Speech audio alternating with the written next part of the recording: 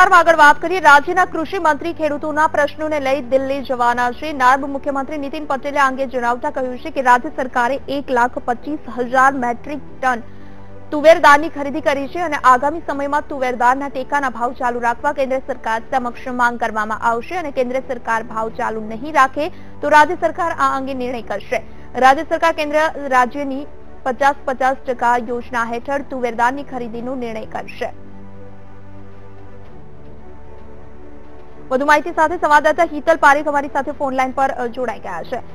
હિતલ, જે રીતે છેલ્લા ઘણા સમયથી ખાસ કરી ઉત્તર ગુજરાતના ખેડૂતો વિરોધ કરી રહ્યા છે કારણ કે તુવેર દાળના ટેકાના ભાવ ખેડૂતોને નથી મળતા, હવે આ જ મુદ્દે રજૂઆત કરવા માટે કૃષિ મંત્રી દિલ્હી જવાના છે, તો કયા પ્રકારની કેન્દ્રને રજૂઆત કરવામાં આવશે?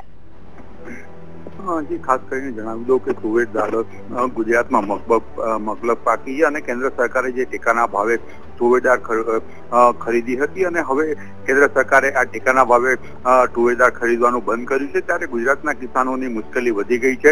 તેના કારણે તેનો ઉકેલ શોધવા માટે ગઈકાલે કેબિનેટ મળી હતી અને તેમાં નિર્ણય લેવાયો હતો કે રાજ્યના ના કૃષિ પ્રધાન ચીમનભાઈ સાપરિયા અને કૃષિ સચિવ બંને આજે દિલ્હી જશે અને દિલ્હીમાં કેન્દ્ર સરકાર દ્વારા ટેકાના ભાવે તુવેર દાળની ખરીદી ચાલુ રહે તે પ્રકારની રજૂઆત કરવામાં આવશે। સ્વાભાવિક છે કે કેન્દ્રના કૃષિ પ્રધાન તરીકે પણ ગુજરાતના પુરુષોત્તમ રૂપાલા છે, એટલે તેઓ સમક્ષ આ રજૂઆત આખી કરવામાં આવશે। સાથે સાથે જો કેન્દ્ર સરકાર ટેકાના ભાવે તુવેર દાળ ખરીદવા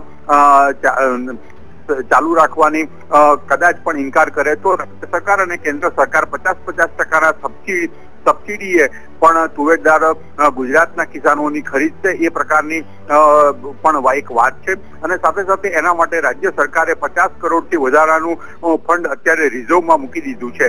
જી બિલકુલ હિતલ, આપનો આભાર સમગ્ર માહિતી આપવા માટે। તુવેર દાળનું ઉત્પાદન કરતા ખેડૂતો માટે સારા સમાચાર છે। કૃષિ મંત્રી આજે દિલ્હી જવાના છે અને કેન્દ્ર સમક્ષ ટેકાના ભાવે તુવેર દાળની ખરીદી અંગે રજૂઆત કરશે।